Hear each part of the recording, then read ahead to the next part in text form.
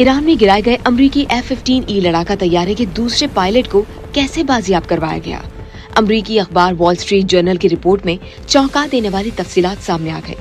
Rescue operation के दौरान अमरीकी फोर्सेज ने गैर मामूली फिजाई और जमीनी ताकत इस्तेमाल की।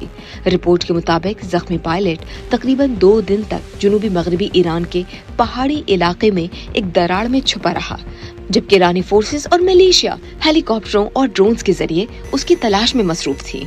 अमरीकी पायलट ने जमीन पर उतरकर अपना इमरजेंसी बेकन एक्टिवेट किया, जिससे हुक्काम को उसके जिंदा होने का सबूत मिला। ताहम बाद में पायलट को ट्रैक करने में कुछ मुश्किलात का सामना रहा।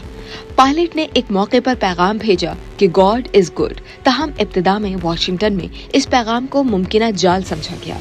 इतवार की सुबह अमरीकी कमांडोज ने शदीद फायरिंग और फिजाई कार्रवाई के बाद ईरान के अंदर तकरीबन 200 मील गहराई में मौजूद पायलट तक रसाई हासिल की और उसे बाहिफाजत निकाल लिया।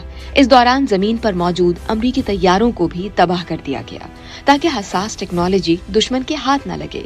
तैयारा गिरने का वाकया जुमे को उस वक्त पेश आया जब डेविड 44 कॉल साइन वाले अमरीकी F-15E स्ट्राइकर ईगल तैयारे को ईरानी फोर्सेज ने गिरा दिया था। इस तैयारे में 2 पायलट्स मौजूद थे। एक को फौरी तौर पर बचा लिया गया, जबकि दूसरे की तलाश के लिए ऑपरेशन शुरू किया गया। अमरीकी अखबार के मुताबिक अमरीकी वजीर दिफा पीट हेग्सेथ और जॉइंट चीफ ऑफ स्टाफ के सरबराह जनरल डैन कैन ने तैयारा गिरने के बाद फौरी तौर पर सदर डोनाल्ड ट्रंप को सूरत हाल से आगाह किया, जिसके बाद ट्रंप ने रेस्क्यू ऑपरेशन की मंजूरी देते हुए कहा कि हमें उसे हर सूरत में वापस लाना है। रेस्क्यू मिशन में तकरीबन 100 स्पेशल फोर्सेज एहलकार, दर्जनों जंगी तैयारे और हेलीकॉप्टर शरीक थे, जबकि CIA ने भी खुफिया मालूमात फराहम करने और ईरानी फोर्सेस को गुमराह करने की कोशिश की। अमरीकी अखबार के मुताबिक ऑपरेशन के दौरान 4 B-1 बमबार तैयारों ने 2000 पाउंड वजनी यानी तकरीबन 100 सैटेलाइट गाइडेड बम गिराए, जबकि MQ-9 रैप्टर ड्रोन्स ने भी पायलट के करीब आने वाले मुमकिना जंगजुओं को निशाना बनाया। अमरीकी अखबार के मुताबिक जब अमेरिका ने पहले से फिजा में मौजूद तैयारों को उनके असल अहदाफ से हटाकर रेस्क्यू ऑपरेशन में मदद के लिए तैनात किया, तो इससे कई ईरानी मिसाइल लॉन्चर हमलों से बच गए और यूं इस दौरान ईरान ने मामूल से ज्यादा मिसाइल फायर किए।